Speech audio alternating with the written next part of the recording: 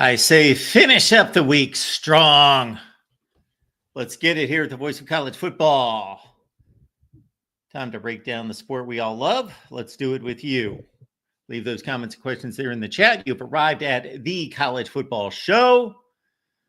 My name's Mark, and I hope to be introduced here over the next today. Let's start today to all sorts of college football fans that don't know that we're here. Let's do that. Let's break into some new households. Let's do that. Monday through Friday at 4 p.m. Eastern Time. That's our slot. That's what we've chosen. One late night call-in show per week. We do that one night per week. It's been on Wednesday night with Leanne Herring over the last several weeks, and we will probably do the same next week. So that would be the On the Move show. That's our recruiting and transfer portal show that we do with Leanne Herring. I say the ladies here at the Voice of College Football Network, they are taking over. The ladies are doing the heavy lifting. I got some amazing suggestions this week from Minnie Hunt. And then we've got Doreen, who has joined us a number of times and on a regular basis here and on the Ohio State channel. She's on the Michigan channel. I think she's a member all over the place. And she is supporting me in all sorts of good ways. And then, of course, Leanne Herring. Is she the best analyst we have? I got to say. So, ladies, as I used to say when I would do the high school basketball highlights and the women's basketball highlights, the college games. Ladies, please. Rolling from the men's to the women's highlights. Okay, you don't know what I'm talking about. All right. We've got a major injury to review, unfortunately. Got a book to review. That's on your to-do list this weekend. Read and write a book report. No, just a review. Disputed National Champions. Here it is. Amazon links in the description section of all the videos. Shop on Amazon. And while you're shopping on Amazon, guess what? Buy this baby. All right. Disputed National Champions. If you love the sport of college football, you will love this book. Not because I said so, but because we have not received a bad review yet. Not even a marginal review. So thank you, all of you who have purchased Disputed National Champions. And while you're on Amazon, please use the link that we provide. Buy the book and give us a review. Thank you for that.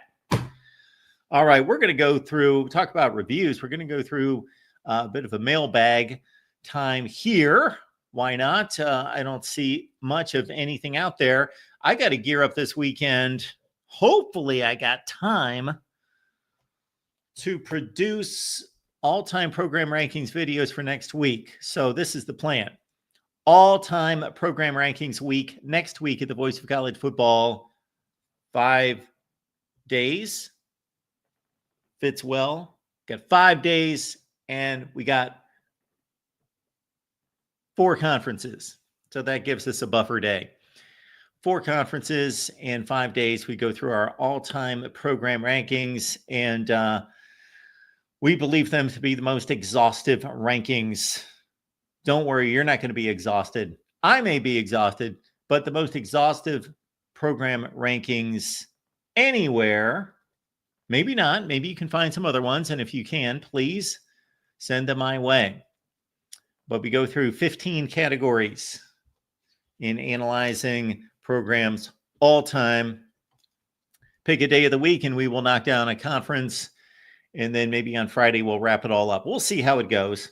But we're going to do the videos. And then we would ask that you would watch the videos. So when we get together here for the big show, that we can talk about the videos and talk about the rankings. Let's do that. So I hope to release the first one on Monday. Is it going to be the Big Ten or the SEC or the Big 12 or the ACC?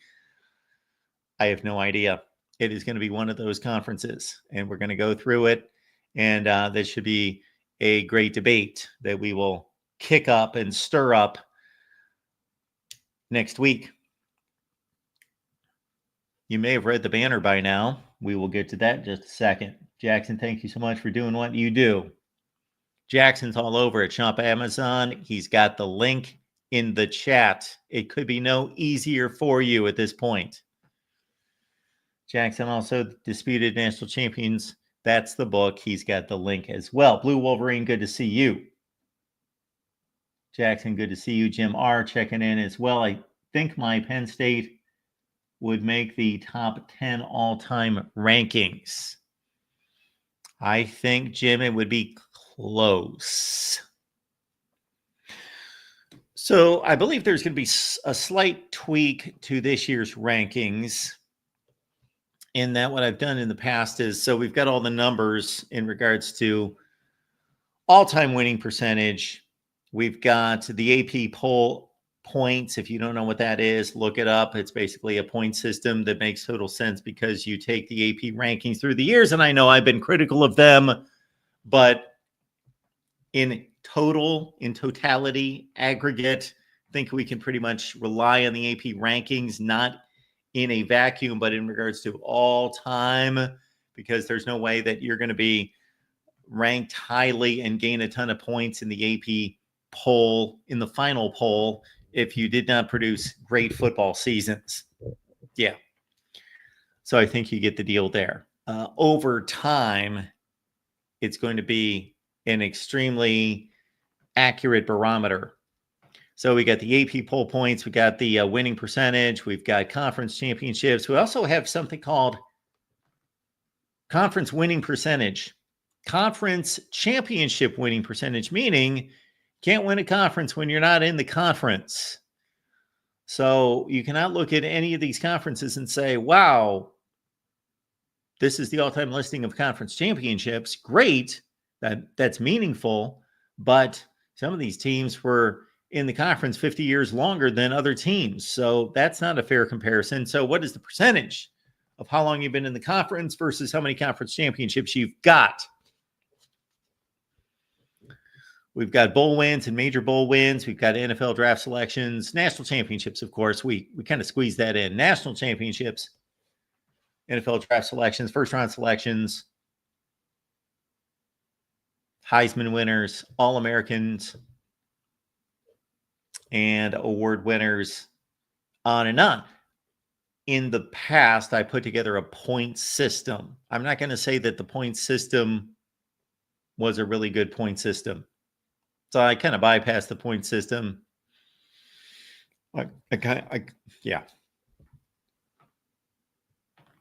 You could really look at the numbers and put together a point system and say, meaning, obviously, if a school's got a 750 winning percentage, you just can't make that a point system because that would rule that would overwhelm all the other numbers. Them having 33 All-Americans all time.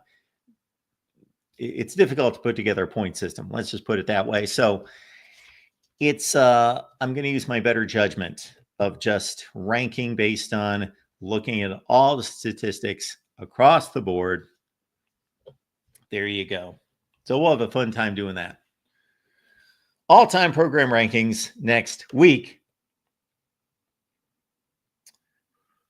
If you look at the banner there, I believe we have solved, thanks to Minnie, we have solved the issue with the watch party.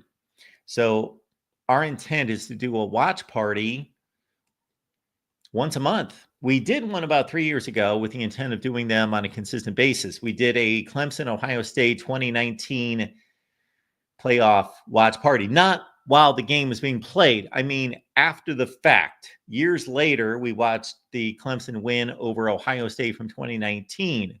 However, YouTube gave me a big, no, can't do that. You do it one more time or two more times and you're done for good. And I know a lot of people would like that, but we're not going to go away that easily. So what we're going to do is we're going to watch the game, but you're going to watch the game. I'm going to watch the game. Jackson's going to watch the game. This person's going to watch the game. That person's going to watch it. You all individually watch the games.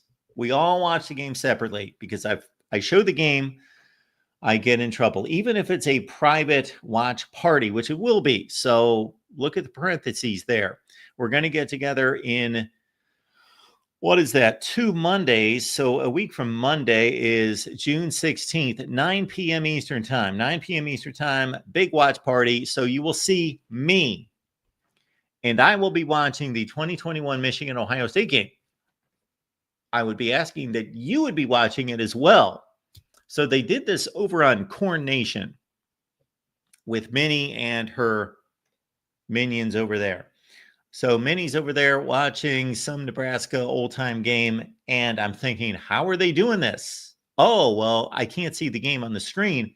Basically, what we'll do is we will provide the link to the game broadcast. We will provide that in the description section of the video. And of course, only members will be able to access the video. So be a Patreon member. It's easy. YouTube channel member, either one. I don't even know what the membership tiers are at this point. One's like $4, $9, $19, whatever it is. Lowest membership tier, grab the membership.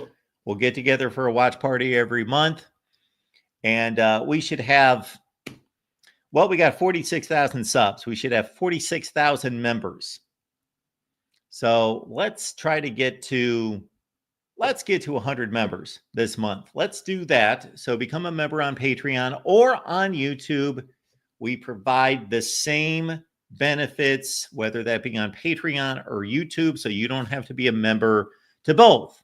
So you may ask, Mark, why do you have Patreon memberships if you've got YouTube memberships? Because Patreon started memberships first. And so then YouTube decided to start memberships. And by that time, we had about 100 members on Patreon. And I didn't want to pull the plug on Patreon and try to move all those people over to YouTube. So we just provide the same benefits in both locations. How about that? So that's coming up on June 16th, Monday, June 16th, 9 p.m. Eastern Time. This is the game that you voted on. I served up 4 games. One was an Ohio State win over Michigan. There was a Michigan win over Ohio State. I liked the 2017 national championship game, the Bama win over Georgia. And then I went with some other game. Might have been the Rose Bowl, Texas and USC, possibly. So anyway, we're going to do this a number of times. So this will be the first one that we've done in quite some time. 2021 Michigan, Ohio State. We will find out who won the game all together. And so we'll start watching at the same time. If you join us late, we'll let you know periodically, okay, we're late in the first quarter. Just go to 12:21 on the game broadcast and you will find us. There we are. And you'll be able to keep track and we'll be able to watch the game together. We'll do it the old-fashioned way. We'll do it like when you would have to be on the phone and watching the game with your buddy, and he was watching the game, and he was 10 seconds behind you, but you were on the phone talking about the game. There you go. Same thing. So let's get our membership up to 100. I'm being conservative. 100 this month, then we'll go for 1,000 after that. And we'll do these watch parties. And certainly any suggestions that you've got, ideas that you would like as a member here at the Voice of College Football, let me know. You also get my predictions. That's what we've had in the past would be my predictions. We will figure out this season how we're going to handle that, whether those predictions are going to be available here on the main channel or elsewhere. We shall see. Also, we got Steve Dace's predictions, Matt Zemek's weekly predictions, and then Steve Merrill with the under the radar selection. We've got the call-in line open as well, which Nick has reminded me by calling in. Nick, what's going on today? Oh, not much, Mark. I'm hanging in there. How are you? I'm doing great. Good, good. Well, I'm excited for this watch party. I have a good feeling about Michigan in this matchup. I seem to have a sense that they're going to come out on top. So, but we'll see. We'll see. Yeah, they've lost so many consecutive games against Ohio State. I don't think that they can pull it out in any way. Can't see it. You know, this is interesting. So, one of the things that one of my thoughts is, as Steve Dace has kind of mentioned this, like Ohio State has had a tremendous run of quarterbacks, one after the other, which is a fact. Like I think everybody would say that. You know, there was a dip, which is that's kind of funny. I would say Will Howard was a significant dip, even though he played well in the postseason, and then Ohio State wins the championship. So that was pretty interesting. But that team was loaded with a bunch of upperclassmen as well, which seems to be a beneficial formula. But there is a narrative that like year after year, the next quarterback Ohio State had, let's say, I don't know, maybe going back to Terrell Pryor, maybe even a little farther back, but around that time, let rank, I don't know, say the last, let's skip Will Howard because he won a championship, or you can rank him if you want, that's fine too, but I'm more interested in like Justin Fields, CJ Stroud, Terrell Pryor,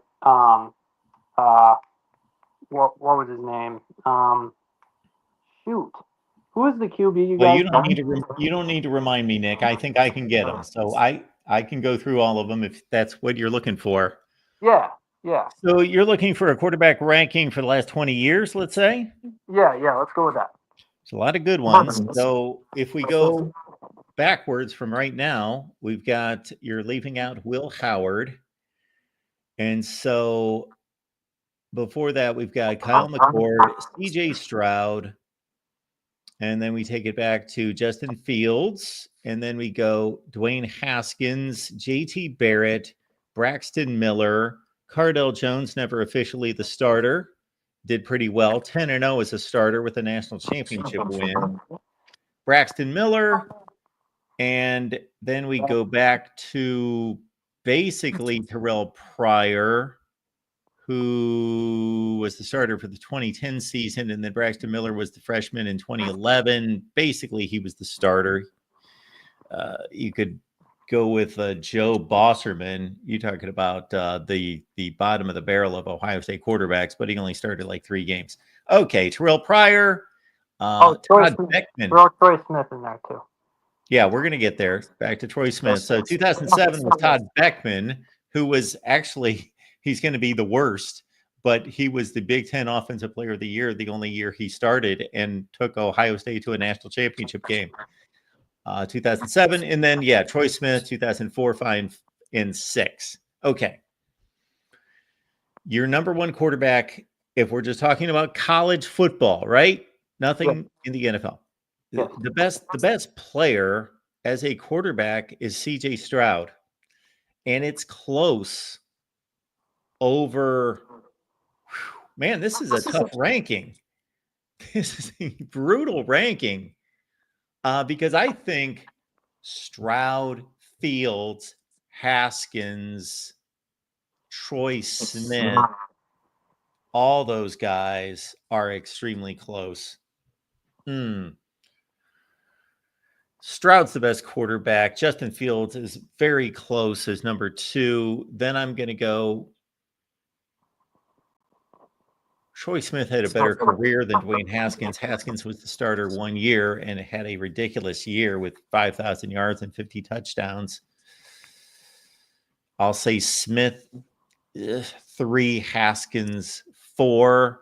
Troy Smith gave you the running game. Haskins could not. Almost the same comparison between Justin Fields and CJ Stroud. So we'll go Stroud 1, Fields 2, Smith 3, Haskins 4. I hate to do this to my man, Terrell Pryor. Braxton Miller, Terrell Pryor. Braxton Miller. Where are we? 5. And then we've got Terrell Pryor 6. Todd Beckman 7. Okay. Oh, JT Barrett. Oh, forgot the guy that started the most games in the history of the school. JT Barrett, 2014, 15, 16, 17. Yee, he's got all the records. 4-0 against Michigan. His team's always finished in the top 5 in the country. Won the Big Ten championship how many times? Oh, my goodness. Well, JT Barrett was just a spot above Todd Beckman. So JT Barrett in this listing is the 7th best quarterback out of 8, and he was an excellent college quarterback. You're right. The string of quarterback play has been pretty amazing. Yeah, I actually agree with you with that list. As CJ Stroud being number one, I would put him. You know, it really, with his performance against Georgia, using his legs, it really makes you wonder what his ceiling could have been in college if they would have had more designed runs for him. And what's interesting is there was a little bit of a reputation like he didn't really want to run. I kind of find that hard to believe, like that he'd be able to put up that performance against Georgia on the biggest stage. And yeah, you could say like, well, you know, desperate times call for desperate measures, trying to win a championship, anything necessary to win. I actually put more of the blame. I don't want to say blame because he had an amazing career. There's nothing wrong with it, but I would put the onus more on Ryan Day. How much did that perplex you, CJ Stroud's lack of using his legs? So we've talked about that in the past, and I think you're onto something because I've said the same thing, and I don't know that anyone's substantiated it for sure, but it was always the thought, what's going on with this CJ Stroud, because we know he's awesome and he can throw the ball, but man, he just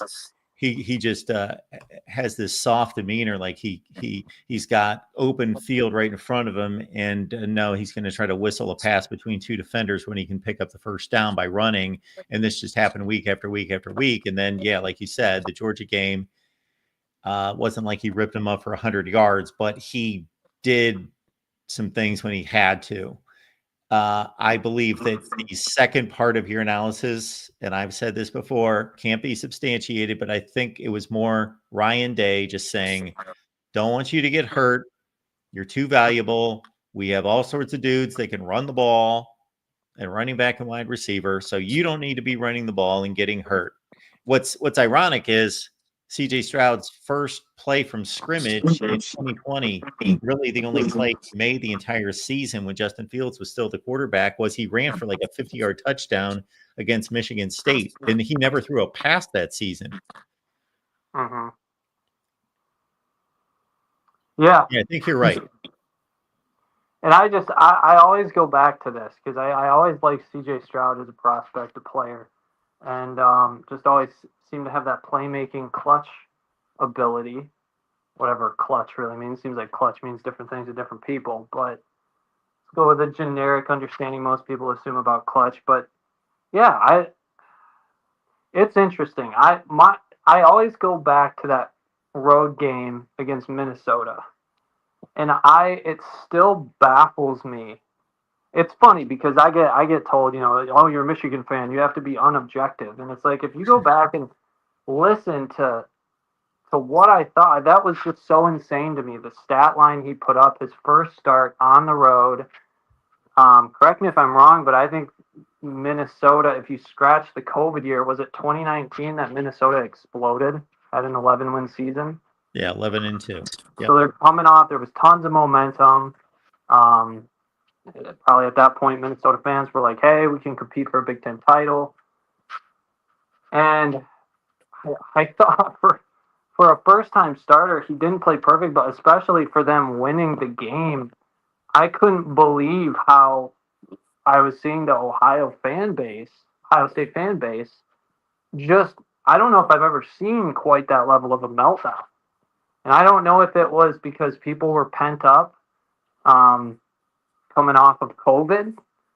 So maybe people were just already a little triggered, and all you had to do was light a little match with all the gasoline around, or what. But I always thought that was insane. I was like, I understand Ohio State has high expectations, but to bench the kid, I couldn't believe that.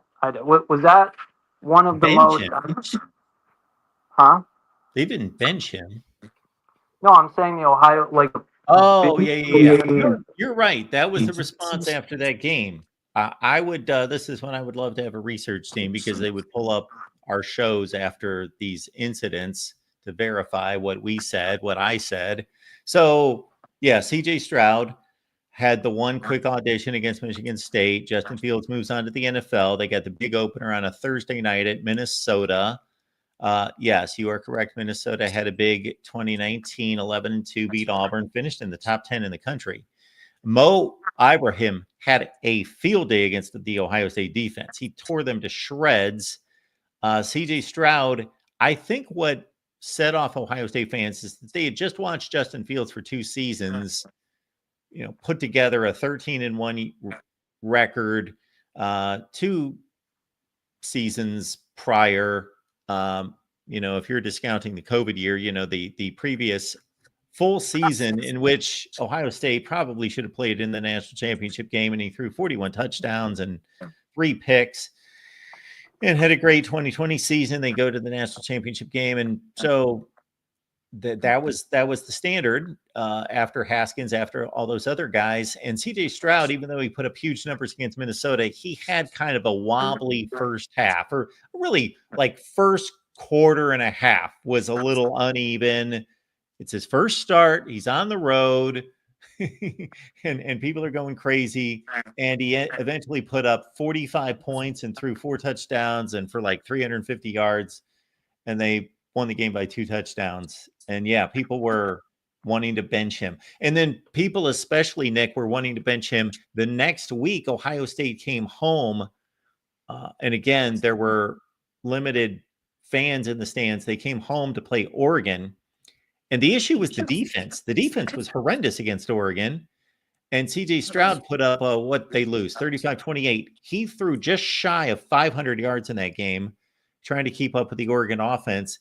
And he threw an interception, though, with about 3 minutes left, where he was running out of bounds, and he probably should have just ate the ball, and he tried to float it to somebody and threw a really bad interception. And yeah, that's when people were trying to bench him. Yes. Yeah.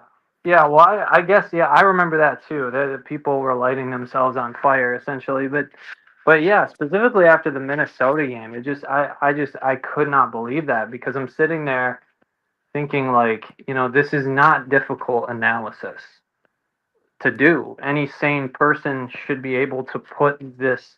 I mean, this is very, very simple math, like 2 + 2. And instead, the reaction was to turn around and basically light yourself on fire on social media. And I couldn't believe that. I've never seen, and maybe I'm a little biased as a Michigan fan because I pay more attention to Ohio State over any other, program except my own, obviously. But I've always been baffled by that, and I've never been able to figure out why that reaction. I think you explained it pretty well, but I don't know. That strikes at. I'll put it this way: you have that type of reaction and that level of being unreasonable, and I get like social media is a cesspool for this, but might want to reevaluate your mental health at that point, because that was just way over the top. And I mean, Michigan has its own problems too. I mean, Michigan fans aren't happy unless they're unhappy. That's what it seems like. So, but that's college football for you. It's a cultish following, and people clearly attach some of their self-identity to a program, which is setting yourself up to get burned. But it is what it is. That's what makes the sport so loyal and so great and everything. But anyways, last question. Where would you rank that wide receiver room of Ohio State 2021? I think that was the best wide receiver room. I actually don't think it was really close. You look at the collection of talent. And I am not going to technically throw Marvin Harrison into, I'm not really considering him. Yes, he exploded at the Rose Bowl, but I don't know if I've quite seen a combination of Garrett Wilson, especially with what these dudes are doing in the NFL now as well. And I know we weren't talking about that in the previous discussion, but Jackson Smith and Jigba, Garrett Wilson, and Chris Olave, like that. Have you ever seen that collection of talent in the wide receiver room. I mean, I know there's been loaded rooms, but that to me is on another level. Somebody posted a video or a picture on social media after Jamison Williams left for Alabama. And I'm sure there are others, but it was kind of a rare picture because they were all together talking on the bench, and you get the whole collection of like 5 of them together. Yep. And you just think, wow, Jamison Williams could not play. He could not suit up for this team. And then a year later, he's which was the 2021 season you're talking about. He is basically the key factor in Alabama not winning the national championship because he got knocked out in the first half when he was just tearing it up all season and against Georgia. But yeah, that's I believe that if you're just looking at pairs of wide receivers, like 2 and maybe a third guy, that over the past, let's take it back to the early 20 teens, that it was first Clemson, then Alabama kind of caught up, and they had that run of having double first round wide receiver picks. And then Ohio State was, of course, right there. That those 3 ruled that last, 10 to 13, 14 years in terms of having like just 2 studs. But then Ohio State just filled in with just incredible depth where you would see, the next dudes show up at the Rose Bowl and you were like, yeah, that's what's coming next year. Yep. It was insane. I mean, I don't like Alabama had a group that was close. I think it was Devontae Smith, Jalen Waddle, and that would have been the 2020. Yeah. Devontae Smith, Jalen Waddle, and oh my goodness, that was after Jerry Jeudy and Jerry Jeudy was with those 2. They were together on one team. Yeah, Ruggs and Jeudy, and then it would have been Waddle and John Mechie. Yes, John Mechie. Yep. That's close. But I guess the way I think about it, what really separates that Ohio State room is it's kind of funny. Like Marvin Harrison, his rookie year in the NFL, puts up over 800 yards, receiving yards, and people are disappointed. It's just some of these expectations on these young guys is just ridiculous. And I get it; he was a first round pick, and whatnot. And he'll have a better season. I think that was much more on Arizona, the way they deployed him as a deep threat. They didn't use him in the slot. They just totally misused him, and that's a dysfunctional franchise. So, but it's reasonable to make the assumption that Marvin Harrison Jr. will take the next step and will have an incredibly successful career in the NFL. I think it's reasonable not to expect, but to understand that he could be a Hall of Famer, especially if you consider the draft, where he was drafted. And Jamison Williams, same thing. Like, has the potential to be a Hall of Famer. Like, they are both heading in an upward trajectory. So you're talking about 2 future potentially who have the potential to be NFL Hall of Famers who couldn't even see the field. And I just said, when you think about it that way, and I get it, you can kind of paint a picture a million different ways, but that to me is what really separates that trio of wide receivers. And they like all of those wide receivers, Garrett Wilson, Chris Olave, and Jackson Smith and Jigba, all had like incredible plays, like iconic college plays. Garrett Wilson, I think was he a true freshman in 2019 against Clemson? He has that ridiculous catch. Like, yes, a dude should not go that high in the air. Like, and he lands on his hand in bounds. And then of course Jackson Smith and Jigba, I mean, take your pick of the different iconic plays that he had. And it's just I don't think probable, well, especially now with NIL and all of that stuff, I don't think we'll see a collection of talent like that again in that amount of depth. It was just incredible. It was stunning to watch. And I might be missing somebody, but Olave was the guy that came in the least heralded. Nobody He's a really big star. expected him to do much from Yeah. California. Oh, and he had some iconic catches against Michigan in 2019. Just smoked them, just deep balls, and he was just destroying Josh Metellus. It was very painful to watch from my side of the And he had a blocked septic. punt for a touchdown against Michigan in 2018. Yeah. And to your team's credit, just about all these guys that we're mentioning played in losing games against Michigan, in which their offense was, of course, held in check. Yeah, and real quick, sorry, I said that was the last question. Just real quick, I'm having trouble wrapping my mind around this House bill. Do you actually think that's going to pass? Because I don't understand how it's legal, how adult age, the House can pass a bill capping their market value. To me, that sounds like a lawsuit waiting to happen. And it's like 20, don't you think of it like this? Like it's 2025. If a bill like that was feasible, wouldn't it have at least been discussed before? Like seriously discussed or entertained? Like it seems to me to be a bit of a stunt, a little bit. Like the NCAA desperately trying to gain back power that they lost a long time ago. Like I don't see how that's going to hold up. Yeah, every attempt that the NCAA has made during this onslaught of NIL, they've lost everything in court, everything they've attempted to restrict or hold down.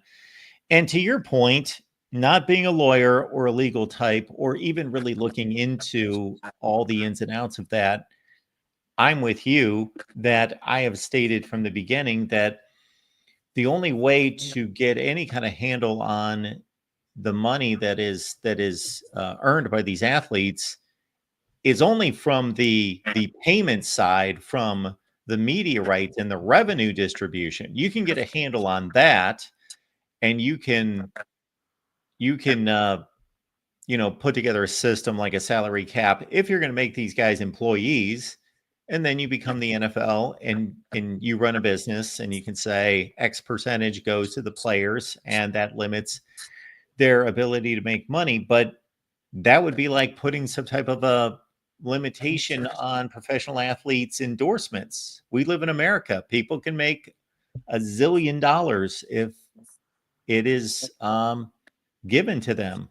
And there, this is basically the NIL, as I see it, or just the college level endorsement money is what it is. I just feel like it's going about it on the wrong side. I think the effort needs to be made towards a collective bargaining agreement of representation for the players. So that because to me, it seems like the players are the ones who are going to have to agree to opt in to something like that. You can't force that on them. And if that's the case, you better believe that, I mean, it's not going to take many universities to be like, we're not opting into this either. Like, screw you. This isn't legal.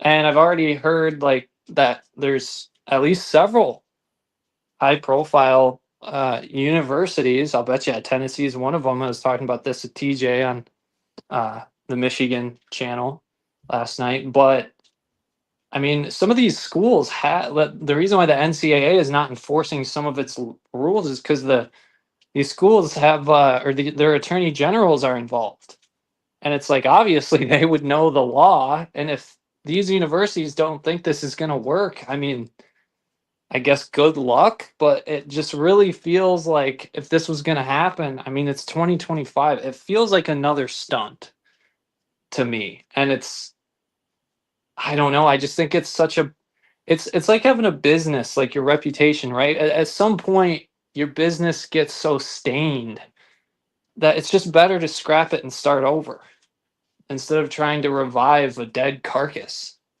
which, in my opinion, is the NCAA. So I guess we'll see what happened, but those are pretty much all my thoughts. It's a really clunky system when you think about how do these What is the power structure of college football, and how do these entities work together or fail to work together and confront each other when you've got the NCAA, you've got different conferences and their commissioners, we've got the schools and they have their own approach and they have their own agenda and priorities, the schools themselves and the administrators and the academic types, and you just have these different factions, and it's not like you can point to it like you can a professional league and say, we know who runs the sport, and then we know the next tier's this, and they fill in these slots and they have these roles and these departments and these areas of oversight. No, they all just they just work together in some level, but I think it all just needs to be brought together. It's just why? Why at this point are we doing this? Everyone's sick of the NCAA.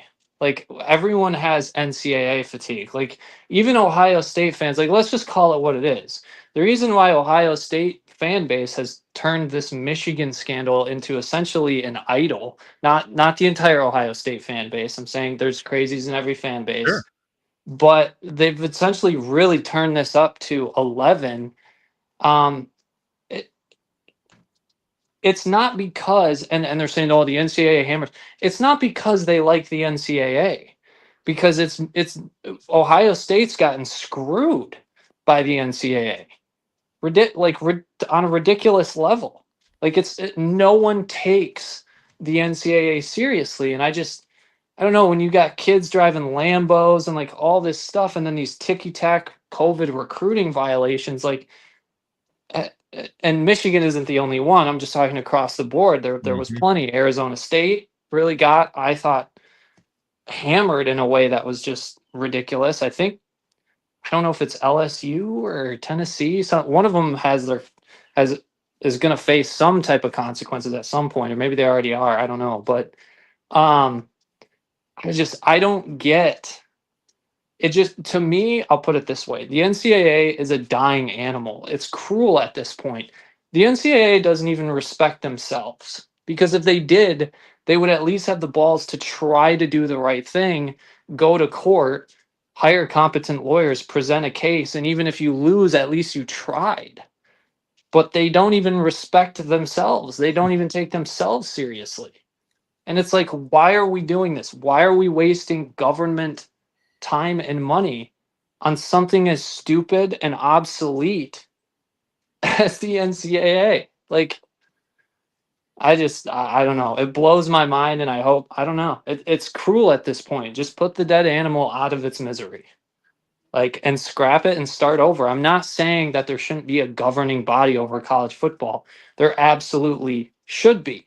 I believe that you can have a governing body and a collective bargaining agreement with representation for college football players, and not make college football de facto NFL number two.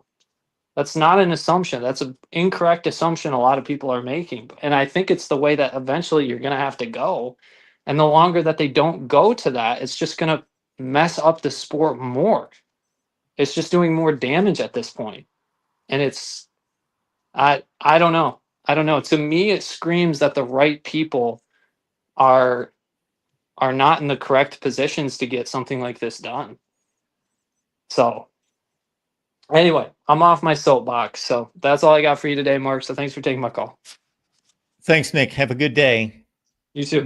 Nick certainly said something there that I was going to go off on, but maybe we'll bring Nick back, and maybe we'll call back at some point, and we've got all summer to talk about the NCAA. But in regards to trying to hold the sport together and keep it as I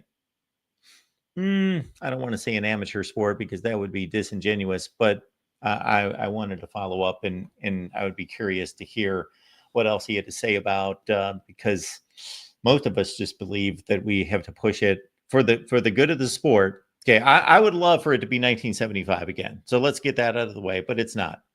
So we have all this money in the sport, and it's rightfully earned by the athletes, and it's also they are in a rightful position to be given the money in an NIL collective way. So to go back and to keep this, as a amateur sport, if I was following Nick on that one, I would love to hear that model. The real MVP's here. Hey, What's Mark, going how on? you doing this evening? I am doing just fine. How are you? I'm doing good. Mark, I agree with something Nick said.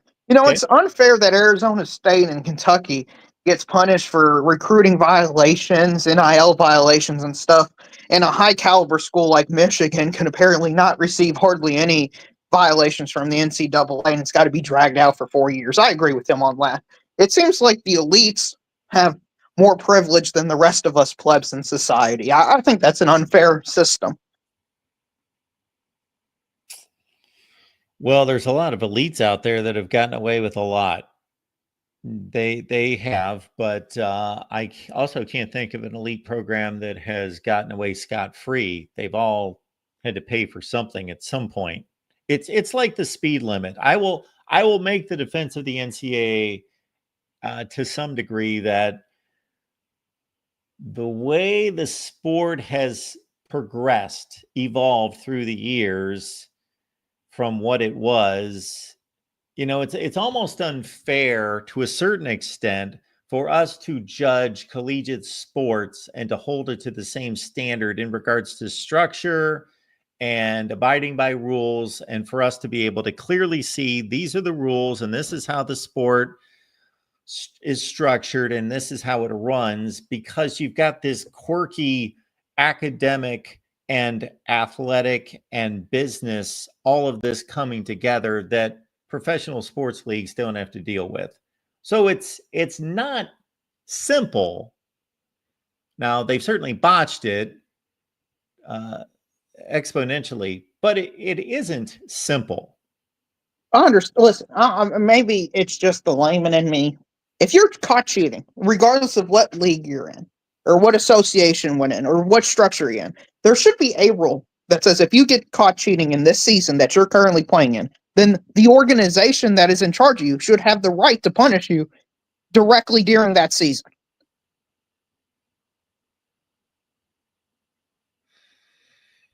Yes, you are alluding to Michigan, I believe. And so the due diligence that is done, though, is to investigate the cheating. It is to investigate, Mark. It's not. Everybody knows like if the NFL had this model where a team won the Super Bowl and they were caught cheating during that season, it would hurt. They would stop that from happening. Would they really? Yes, they would. Roger Goodell has unilateral authority.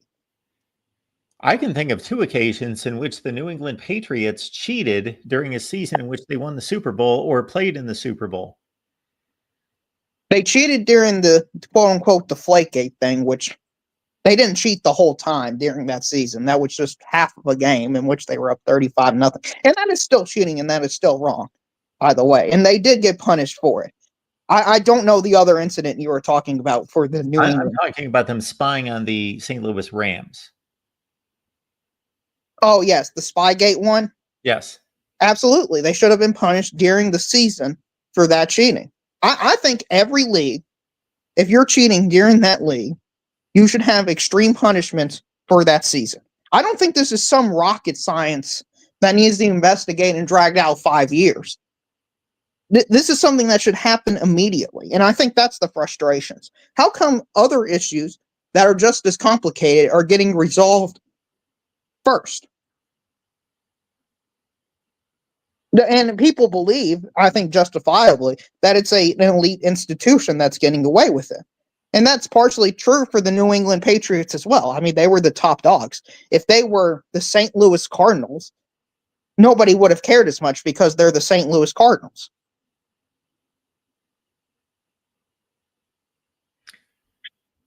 Yeah.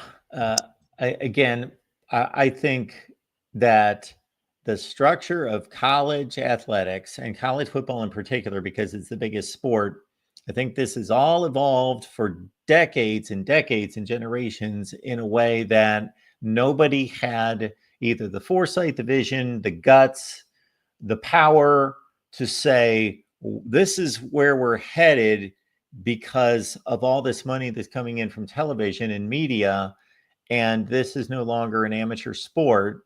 And so this needs to be dealt with, and we need to get ahead of this. And we were even getting, your random lawsuits and,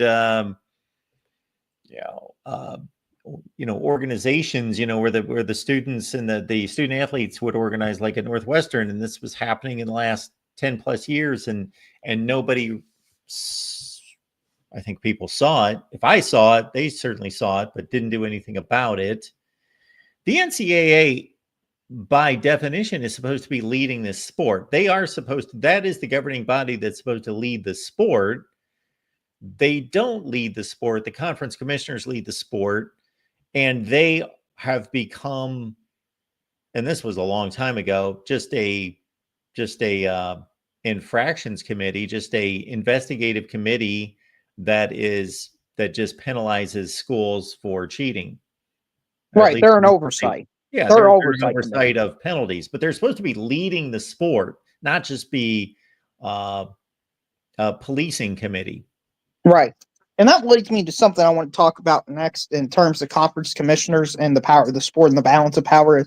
Mark, have you seen ESPN's FPI ratings that came out a few days ago? I did not. I heard about them. Yes, they have released their newest FPI rankings, and if you look at it, it makes perfect sense, but you'll understand why everybody is basically upset by them, because the top 20 teams are from two conferences, Mark. Let me think about that.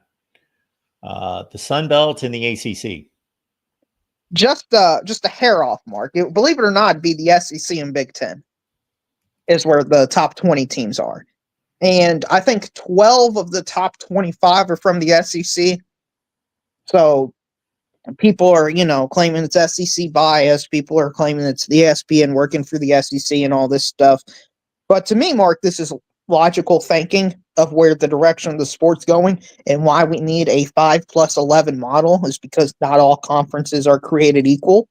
And this is another example or an indicator of why the conference winning your conference championship in a lesser conference like the Big 12 shouldn't matter.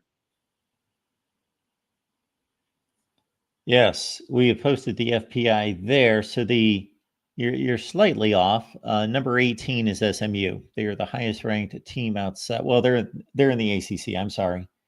Well, yeah, you were going Big Ten and SEC. So SMU at 18 would be the highest ranked. Well, Clemson's got to be in there at number 7. There you go.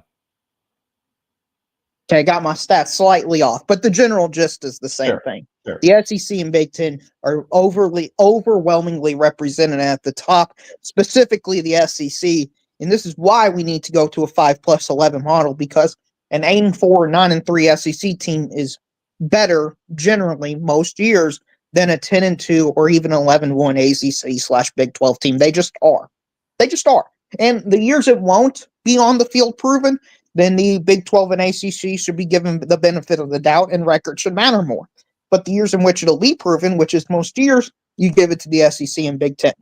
Every other sport in college athletics doesn't solely go by the record. March Madness doesn't, college softball, baseball, all of them do not go by the record. College football is the only sport in which we use record as this main indicator, and we need to get away from that. This cannot be an objective sport because we have too many teams. And too few games. If we want an objective sample size, we have to play like 20, 25 games to get a proper sample size in order to get a clear data set. With only 12 games and 3 of those games being throwaway games that are just irrelevant, like Indiana beating Kennesaw State, that's a garbage game. That's an irrelevant data point to a conclusion of determining how good Indiana is. So it's too small of a sample size. And that's why we need to go to a 5+11 model. So, Mark, why am I wrong? Yeah. So to your point, Indiana plays 9 football games this year. They play 9 teams in the Big Ten. And I'm not saying that they're all good teams, but I'm saying that they're 9 legitimate teams with legitimate scholarship players that have some level of talent. I wanted to use this as a model. So let's say that the final college football playoff committee rankings are exactly what we're looking at right here. This is the final rankings. So let's say Texas won the SEC, is the number 1 team in the country. Ohio State wins the Big Ten. They're number 3 in the country. Then we've got Clemson wins the ACC at number 7. And I think Kansas State is our Big 12 champion at number 20. All right. Then we would fill in the rest of these spots with the 5 plus 11 with just simply the rankings. And we would finish with 1 Big 12 team. We would finish with 2 ACC teams, Notre Dame. And then how many SEC teams would we have? Texas, Georgia, Bama,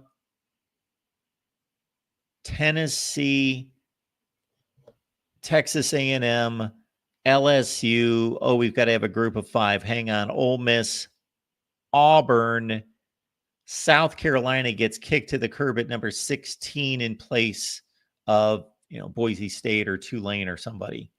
So the SEC would get in 8 teams into the field of 16. Yeah, and if they earn it based on the end of year rankings, then that's the way it should be. Yeah, but earn it against each other or earn it based on the very few non-conference games that we have to go on. They would earn it based off the very few non-conference games we go on. So Texas plays Ohio State. Georgia plays Georgia Tech. And they got to play somebody early in the season, I guess. I can't recall who they play. Ohio State plays Texas. Alabama plays Wisconsin. Maybe Wisconsin's a 5-win football team. Penn State plays nobody. Oregon plays Oklahoma State. Clemson plays South Carolina and LSU. Okay, give them a lot of credit. Miami plays Notre Dame and Florida. Anyway, as we go down this list, I'm pointing out our problem. Way too uneven.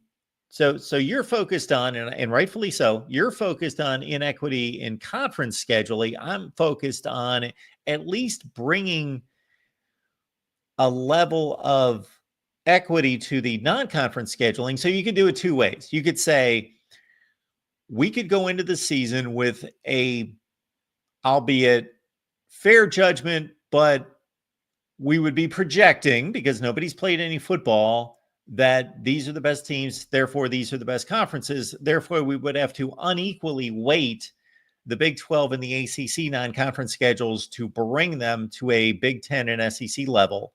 And if that was proven, let's say if we use the next 5 years to determine how strong are these leagues, and of course, every year is different. So it's, again, I'm not saying it's fair, but it's a logical projection. Then we would say, okay, we've played 5 years of this playoff, and we've just played 5 years of non-conference games. And this is what the Big Ten's done, the SEC, and on down the line. Therefore, we need to take these 3 non-conference games. Maybe at that point, everyone's playing 9 conference games, and we need to beat up the Big 12 and the ACC during non-conference play to bring their schedules at least close to the level of the Big Ten and the SEC schedules. So that could be one way to do it. Or you could just simply say, you know what, the conferences are the conferences, and we're not going to try to overcompensate for them, but we're also not going to have Penn State play nobody and Miami play Notre Dame and Florida. And I'm sure there's some other good examples out there. LSU play, well, they're just playing Clemson, I guess. But anyway, we know what the deal is. USC last year playing Notre Dame and LSU. We're not going to have some teams playing 2 extremely difficult non-conference games and other teams playing nobody. We're not doing that anymore. Those would be my solutions. Right. I don't know how realistic it is to implement those solutions based on the way the sport's going. It seems like everybody's right now. Right. 0, because the schools do whatever they want. Right. That's exactly where I was getting with it. So my solution is you can basically completely disregard the record and just look at the sample size of that season. And it's going to be ugly. And I hate saying this, Mark, because this college football is the most valuable regular season. but we're going to 16, so it's gone, basically. 7-5 teams have to start making the college football playoff to send the message that tough strength of schedules matter. That's what's going to have to start happening. So if you're USC, you play Ohio State, Notre Dame, LSU, Oregon, Penn State, you lose all 5 of those games, but you lose them by a touchdown or less. You're very competitive all those games, and you blow out the rest of your competition. Congrats, you're in the playoff because you've proven more than some of these other teams ahead of you with 10-2, 9-3, or 11-1 records.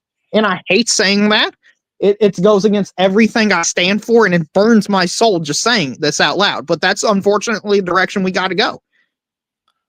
And that is, of course, all stated if the results play out the way we expect them to, and the Big 12 gets beaten up, and the ACC as well. Correct. Obviously, this has to be precluded with it being factored into on the field. When we arrive with these results at the end of the season, you know this about as well as I do. The results are they're fairly clear. It was fairly clear that, well, Ohio State gave a huge lift to the entire Big Ten's non-conference performance just by blasting through Tennessee, Texas, and Notre Dame at the end of the year. Correct. But the Big Ten didn't perform that well outside the conference. The SEC by far performed better than any other conference. People don't like to hear that root for the Big Ten, but we tell the truth here. The SEC was the best conference in non-conference performance. The Big Ten was slightly, but again, a huge lift by Ohio State, and the other two dragged behind. But I don't know from year to year. Now, when you total it and say over 10 years, oh, the SEC is the best. But in these isolated years where you're looking at 25, especially with the Big 12, well, Big 12 is a little different now that they've upped it to 16 teams. But for a while there, when they were playing with 12 teams, half of them didn't play Power 5 teams, and they'd only play 19 out of conference games. But usually that number is going to be in the 25 to 30 range for each one of these conferences. It's not extremely conclusive. Now, I understand that, but we need to go year by year results. We don't need to look at the aggregate over the last 10, 15 years. We can't go year by year. So you're saying go year by year, meaning when you build the 2025 schedule, you're looking at 2024? No, you're looking at just the 2025 data set in terms of not FPI. I'm talking about the playoff results at the end of the year, determining who's picking. Yes. And if you've got an Arizona State team that's 10-2, that's lost to BYU and one non-conference game, and you got a 7-5 team in the Big Ten that's played all the heavy hitters, but they've played them well, won all their non-conference game. So let's say being an SEC team in non-conference game, that schedule and that team should be selected in the playoffs over Arizona State, as an example. So your key term and all that is selected. So you're still drawing upon a committee to make that determination that USC 7-5, but they hung with these 5 teams, or maybe, let's be more realistic, they hung with 4 of them. They got blasted by somebody by 20, but we're not going to hold one bad performance against them. And they played 5 of the top 12 teams in the country, and Arizona State played none of the top 12 teams in the country. But again, it's a circular argument because those top 12 teams in the country are determined by the same committee that's selecting and making that judgment on those teams. You're correct, but there is a line of demarcation where we know these 12 teams are generally the 12 best teams. Like, there's enough evidence to suggest they've won enough games, they've beaten on good teams and all that to know these are generally the best teams in the country. Last season, let's take last season, for example. SMU lost the ACC championship game on the last play of the game on a 56-yard field goal. Right. They lost 2 games. They lost to Clemson on the last play of the game. They lost to a BYU team that we can scoff and chuckle and everything else, but that held up pretty well across the board in their conference. And then they went out and scheduled a fairly difficult SMU team. So SMU loses by a field goal to BYU. They lost on the last play of the game to Clemson, and they went 11-2. And their list of victories are not impressive. Right. They're on the bubble. I'm trying to think who they beat Louisville.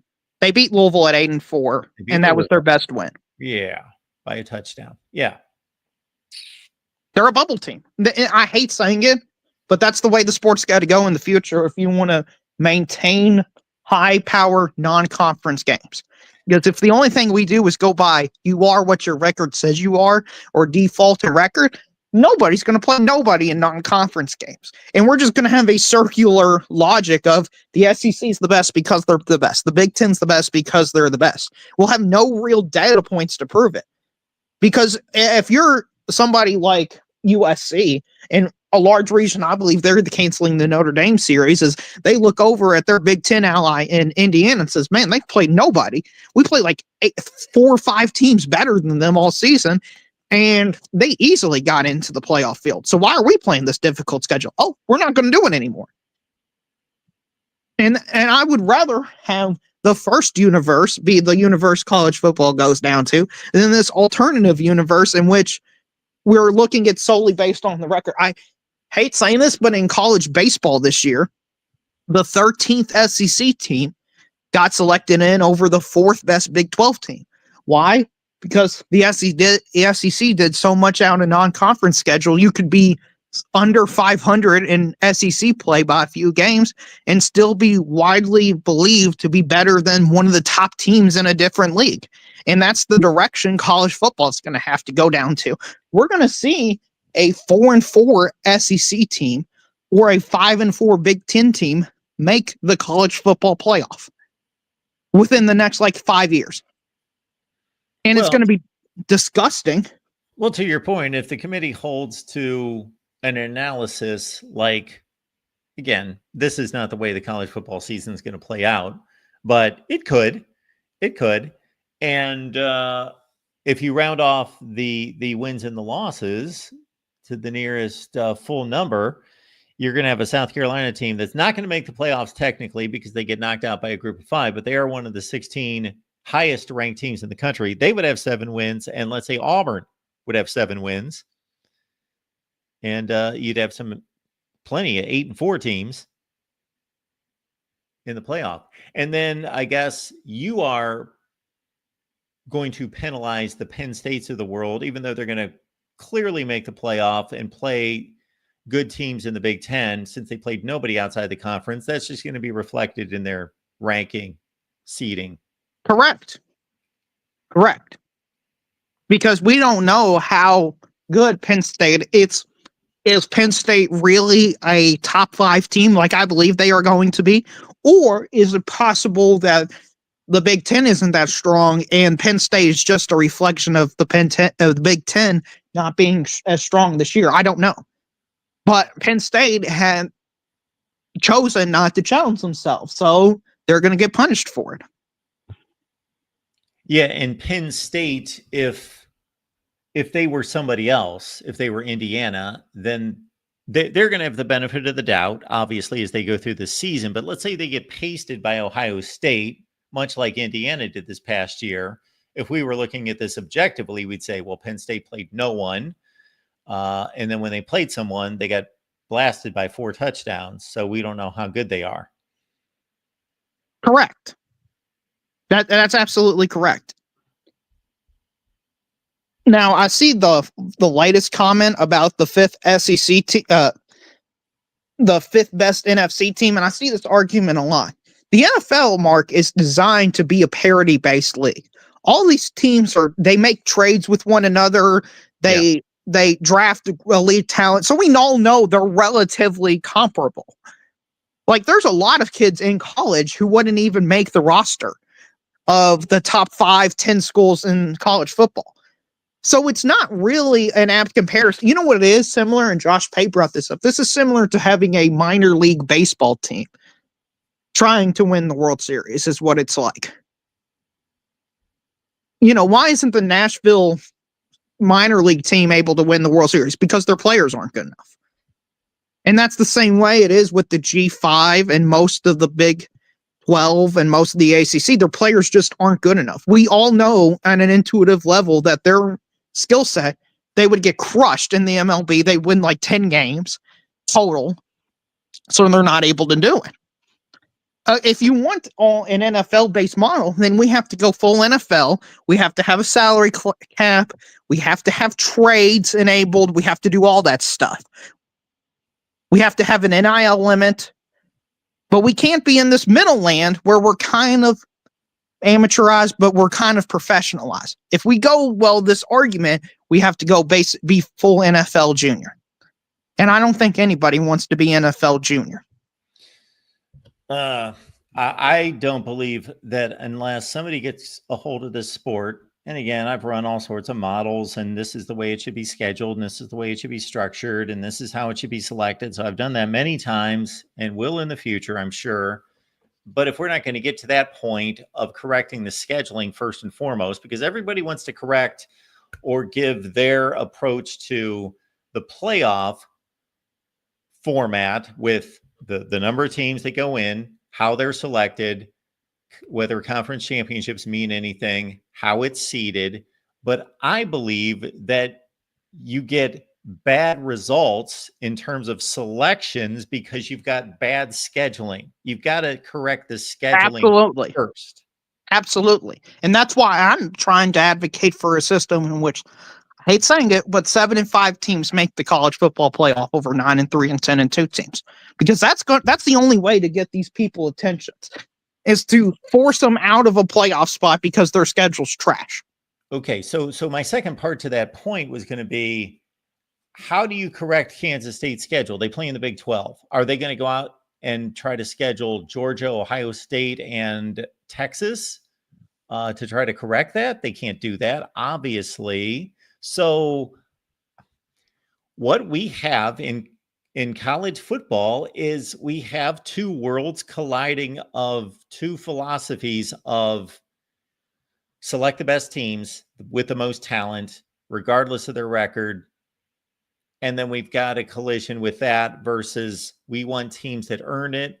And we have this 70 teams in the country that play a lower level of, to your point, minor league football. So we're going to take the best of that group and we're going to elevate them and allow them, because of their excellence at that level, to compete. And they're kind of a novelty, and we'll see how they do. So we want to include them. I don't think there's anything wrong with that within what we're doing right now, because we can't get to a place where we know, because it's not the NFL, who the best teams are based on record. Right.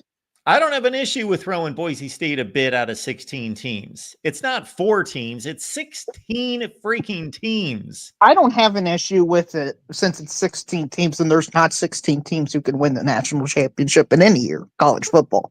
And I don't think this minor league baseball comparison or analogy works, because we're not talking about Boise State not being able to play within a field goal of Oregon or go to Penn State and play a respectable playoff game as the very best group of 5.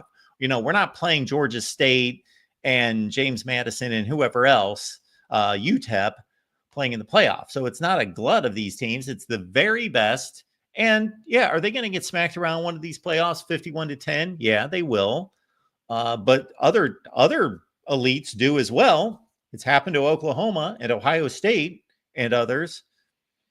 Well, my comparison for that is, you have an MLB team join the minor leagues but keep their chance to win the World Series. So let's say the Dodgers go to the minor leagues, just win a bunch of games but struggle, and then they're able to compete for the World Series just solely based on record. That's what happened with Boise State. Look, I know hardly anybody watched Boise State after they barely lost to Oregon. Everybody just sharpied them into the playoffs. That game is talked about more than any other non-conference result in the history of college football. I believe that. They should have lost to Wyoming, who was 2-10. They're one of the worst teams in college football. They struggled against North Texas, for goodness sakes. Boise State was not a good football team last year. I know they quasi-competed against Penn State for 2.5 quarters. They weren't that good. They were maybe the 50th best team in college football.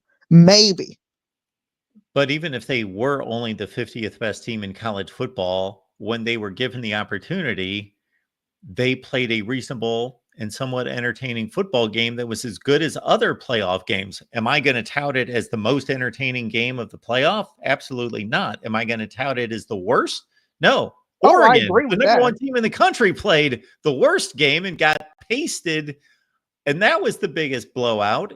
And we also saw, again, I understand and I agree with your logic. You are spitting out the truth that we all know. Just like I say a zillion times, the recruiting rankings, for as much as a lot of people don't like the recruiting rankings, they tell us exactly who the best teams in the country are. You can now with NIL, it's slightly different, but you can just draw a line straight from the recruiting rankings into the 4-team college football playoff. And then what happens 3 to 4 years later? Those teams produce the most NFL players, and those conferences the most NFL players. It's easy to track.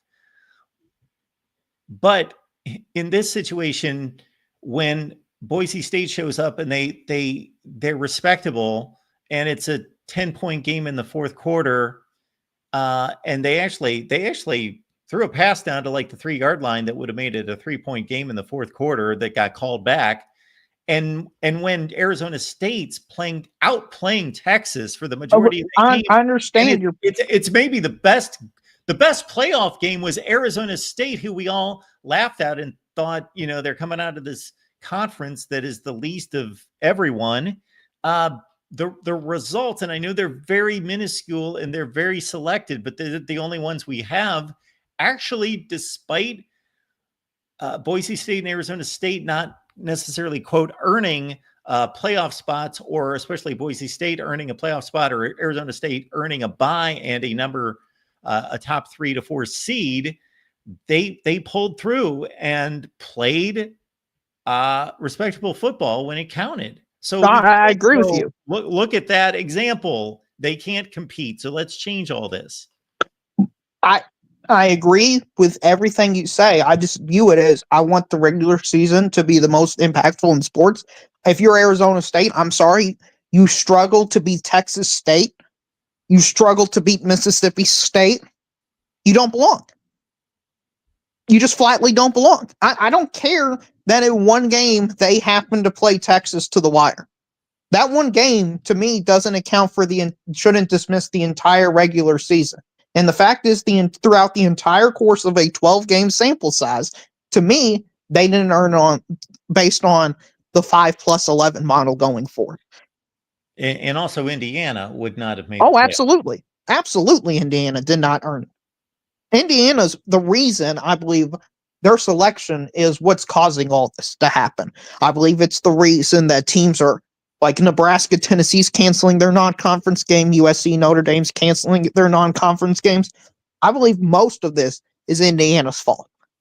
Or not fault. They were the opening to this box, Pandora's box, was Indiana. And it's not their fault that they chose it. It's the playoff committee's fault for selecting them in and not sending a message to Indiana that you have to play somebody decent and compete against somebody decent before being proven to be a playoff team. And they're probably also the reason why Tony Petitti says we need to get 4 automatic spots and not go with the 5+11. Absolutely. Because he knows, he knows that he's got a top heavy league. Exactly. Yeah. Exactly. And if you're the SEC, you should advocate for the 5+11 because you've got the deepest league in college football. Yeah. And Tony Petitti knows that I've got 4 powerhouses, but they're not going to be powerhouses every year. So we might have a drop off the cliff after the 3rd team. And I don't want to lose that money. Right. And he's also advocating for these play-in games because he knows he's not able to make the conference schedules equitable. So he's trying to weed out the Indianas of the world by having them to play a Michigan, Ohio State, Oregon, one of those top-heavy teams that have had a rough conference schedule. That's the only reason the play-in games exist in my mind. Well, I got to say, in principle, I understand from a talent perspective and wanting the most entertaining football, not just the most entertaining, just the best football with the best talent and the best teams on the field. That's what you're striving for. But we had results, albeit just 2 of them, that would say that these other conferences earn a position by winning conferences. Yeah, I know. I wish we were going to play this out for 5 years and then make an assessment. Yeah. But the fact it's only happening after a year or two, to me, the data sample size isn't large enough to really get a valid indicator either way.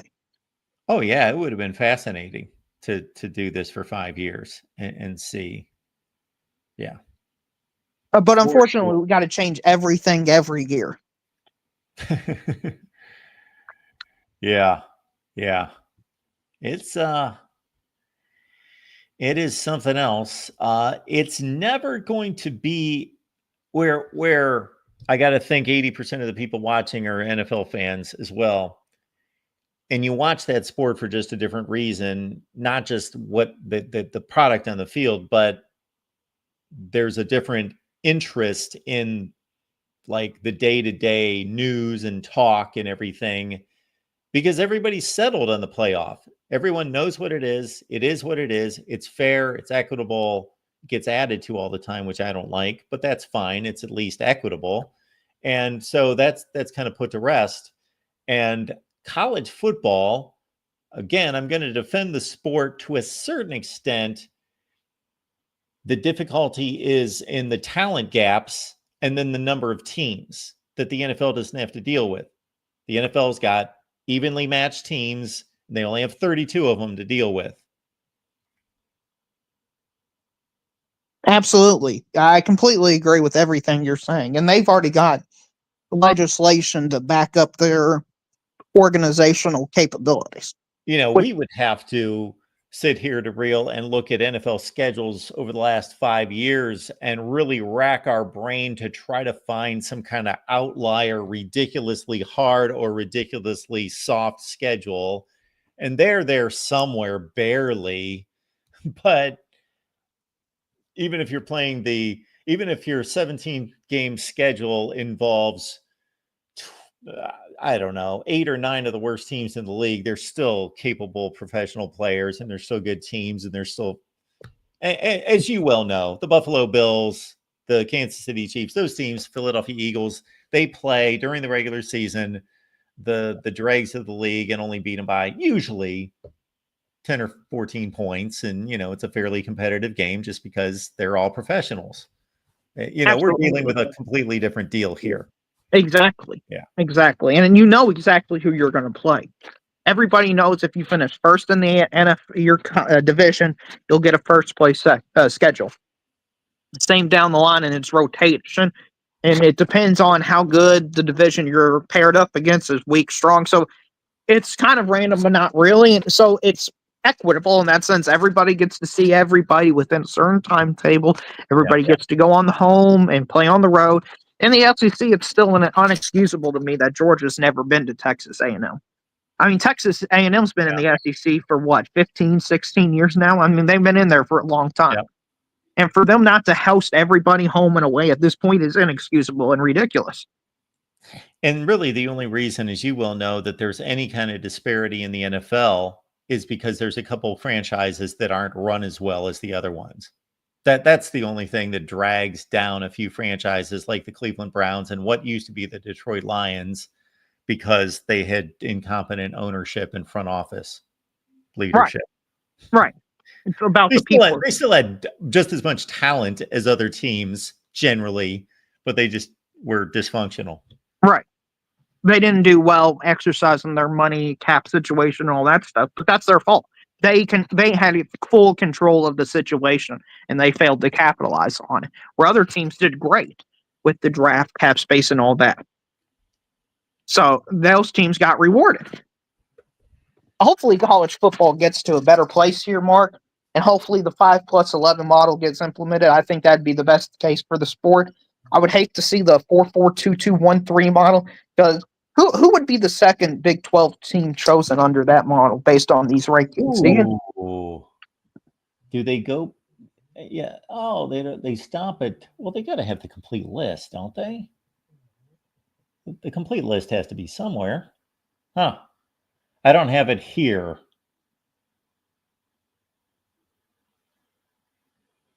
So I don't know. But you're going to have unranked teams. make the college football playoff. Now, I don't know if the committee's going to just select them at 25 just for them being ranked, but they're clearly an unranked team. I don't know if that's going to happen going forward in order to distinguish them, but you're going to have teams with pretty bad resumes, pretty unfair resumes make the playoffs just because where they happen to be compared to other teams going forward. If the 4-4-2-2-1-3 models implement. Yeah, we're on the same page, Daryl. I think you understand why I'm fighting against you a little bit, but I understand. I'm just trying to fight for the little guy and also fight for them because the few results that we had this past season were not egregious. Oh, I completely get that. I think that's completely fair. I think unfortunately, mostly this ship has sailed when Texas and Oklahoma left for the Big 12. Yeah. I think that was the downfall of the little guy having any real chance going forward. But Mark, it's a pleasure talking to you as always. Thank you, Daryl. Appreciate it. Yeah, no man. problem. Have a good rest of your show. You too. We are doing our damnedest to bring on some really good guests. So not necessarily today, but you've seen them here in the past couple weeks. Steve Day, Zach Smith, and others. And we are going to line up some great guests next week. But our focus next week is going to be all-time rankings, all-time program rankings. Now, am I just going to spit against the wall? No. We're going to go by winning percentage and conference championships and conference championship winning percentage and NFL draft selections and bowl wins and major bowl wins and national championships and all of it down the line. And we'll have a fun time looking at the videos that I produce. Then we can have the debate here. Blue Wolverine. Blue Wolverine. Thank you so much. You're very kind, sir. Gifted 10 the Voice of College Football memberships. Now, he might have a bit of an incentive here, but even if he does, heck, I'm just thinking, well, we got a watch party coming up in a couple weeks, and Michigan 42, Ohio State 27 for our watch party. Ohio State fans, run to the exits. I will be watching that game with a load of Michigan fans, I'm sure, even though all college football fans are welcome to our watch party coming up on June 16th, 9 p.m. Eastern Time, Ohio State, Michigan 2021. We laid out 4 games, and that was the winner. And fear not, we're going to have future watch parties. Our intent is to have one per month. So we're going to watch some of the greatest games in college football. So we'll do one in June, July, August. We'll get 3 in. And then we're not going to do that during the regular season. Then we'll circle back, hopefully in January. And then we could really run through an off season because we believe we found a way to do it, to bypass YouTube giving me the big X and trying to cancel me. I understand their rules, but still, we're watching a college football game in a closed environment with like 15 or 20 people. Really? So anyway, I explained at the top of the show how we're going to do it. It's going to be a little archaic, but it works on other channels. So we're going to do it the same way. But Blue Wolverine, thank you so much for gifting those memberships. That is very kind of you. Thank you so much. And I see Doreen's in the chat. And man, Doreen, thank you so much for supporting my work elsewhere. We do have a Bible channel. We have mentioned that in the past. Don't like to mix the two in regards to, I'm not going to push that on anyone, but I would like for everyone to know that we read the Word of God together with you, and we have a great time in doing so. All right. We have hit the end of the road, I believe, here at the Voice of College Football for a Friday. So we got the weekend. Something big happens, I'll show up live. Otherwise, I will see you Monday at 4 p.m. Eastern Time. We've got some great shows tonight. Check out our listings both on Twitter. And I really, unfortunately, I got a new laptop. And you know what happens when you get a new computer and you can't log into certain places or you're not automatically logged in. That's what's happening with my Instagram. I could jump on my phone, but you couldn't see that. I really want to highlight what we're doing on Instagram. We've got our guys, Gabe and Patrick. They are doing a remarkable job on Instagram. We've got about 400 followers. We should have about 4 million followers. They are posting some ridiculous content on Instagram. If you're on Instagram, you're getting like flashbacks to some great plays and moments from yesteryear. You're getting projected offensive and defensive rankings and players on both sides of the ball for the top teams in the country. Great stuff on Instagram. So check it out. The Voice of College Football, the VOCFB on Instagram. And then, of course, we're on Twitter. And we are on Facebook as well. I had that page pulled up for much of the show as well. So follow us on Facebook. And yes, thank you so much, Doreen. You're amazing. You're so kind. All right, everyone. Have a great weekend. We'll be back here Monday at 4 p.m. Eastern time. And I still throw some. Oh, no. I'm going to go to Twitter because I enjoy doing this. Hang on. I enjoy doing this. This is just my college football brain working. And this is how it works. Let's see. We throw out stuff like this. Disputed National Champions. It's a good book. Check it out on Amazon. Okay. Look at this. Look at this right here. That's our buddy Kirk Ferentz. Is this an ugly stat or what? Now, I cooked this up. This is how my brain works. I didn't look this up. Of course, I checked the numbers just to make sure I was correct.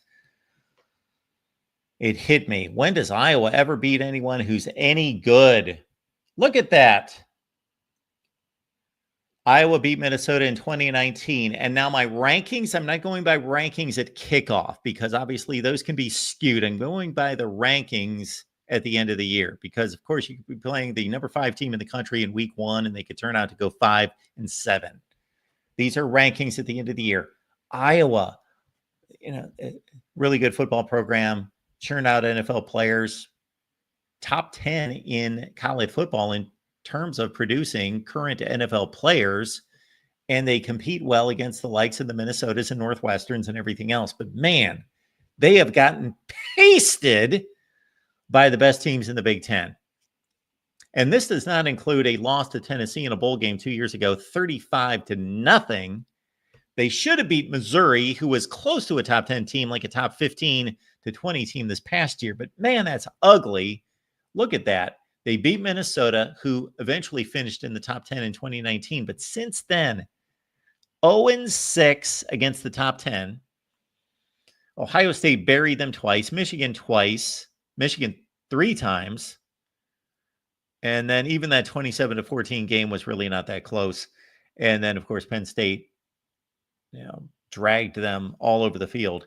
1-14 against ranked teams. Like, we're talking like number 23 teams in the country. They're 1-14 since 2019. Brutal. All right. Thanks, Lance. Thanks for being here. Appreciate you being here.